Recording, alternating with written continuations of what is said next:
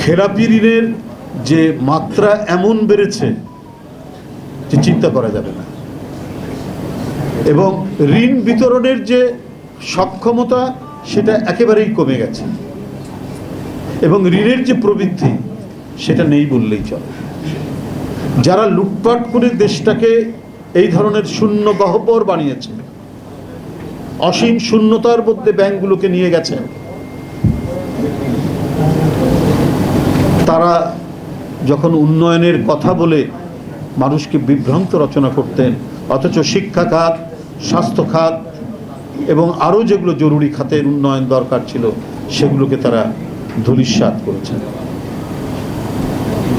যার কারণে আপনারা দেখেছেন যে করোনার সময় পর্যন্ত তারা জালিয়াতি করেছে করোনার সরঞ্জাম কেনাকাটা নিয়ে।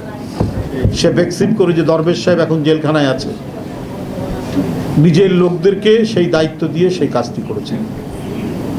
প্রয়োজনীয় কিট এবং অন্যান্য যে জিনিসগুলোর দরকার ছিল সেগুলো সেখানে জালিয়াতি করেছেন তারা, এবং তখনই আপনার সমস্ত পত্রপত্রিকায় সেই জিনিসগুলো এসছে। একটা লুটেরা, একটা পাচারকারী, একটা গণবিরোধী সরকার ক্ষমতায় থাকলে এই ধরনের পরিস্থিতি তৈরি হয়।